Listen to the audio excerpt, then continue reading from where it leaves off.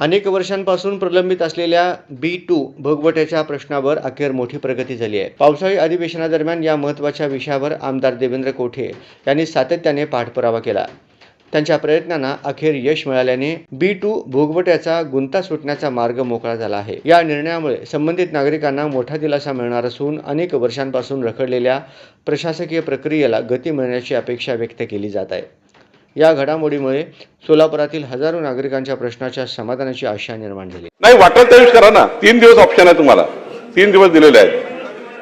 दुसरा अध्यक्ष महोदय, या ठिकाणी एक महत्त्वाचा निर्णय झाला आहे की सोलापूर महानगरामध्ये जे अनादी कालापासून 118 वर्षापूर्वी भास्करराव जाधवजी जे इंग्रजाच्या काळामध्ये 118 वर्षापूर्वी इंग्रजाच्या काळामध्ये कामगार वसाहती ज्या होत्या त्यांना काही जमिनी दिल्या होत्या आणि ह्या जमिनी फ्री होल्ड करण्यासाठी 118 वर्षापासून तेथील जनता ही वाट पाहत आहे आणि त्यामुळे ह्या 813 मिळकती आहेत आणि 9000 कुटुंब आहेत, 40,000 परिवार आहेत, 40,000 जनसंख्या राहते या वस्तीमध्ये।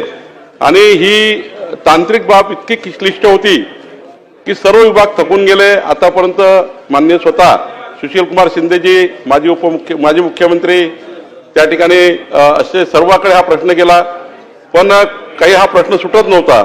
पण राज्याचे मुख्यमंत्री देवेंद्र फडणवीसजी यांनी माझ्यावर जबाबदारी दिली आणि हा प्रश्न सोडण्याकरता आम्ही या ठिकाणी पुढाकार घेतला आणि मला या गोष्टीचा अभिमान आहे की काल मंत्रिमंडळाच्या बैठकीमध्ये हा निर्णय झाला की आता सोलापूरमध्ये B2 मध्ये असलेल्या 813 प्रॉपर्टीज ज्यामध्ये 9000 परिवार आहे यांना आता फ्री होल्ड करण्यात आलेला आहे।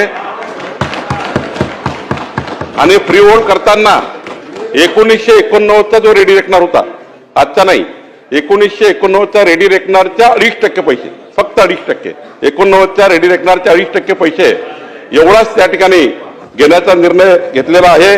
त्यामुळं या ठिकाणी सोलापूरच्या B2च्या सर्व प्रॉपर्टी आता फ्री होल्ड होणार, हा ऐतिहासिक निर्णय झालेला आहे।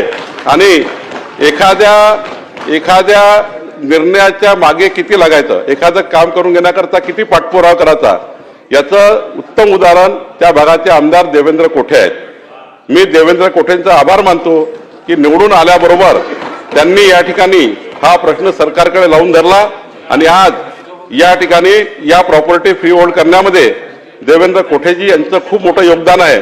मी माननीय मुख्यमंत्र्यांचा आभार मानतो आणि देवेंद्र कोठेचे अभिनंदन करतो।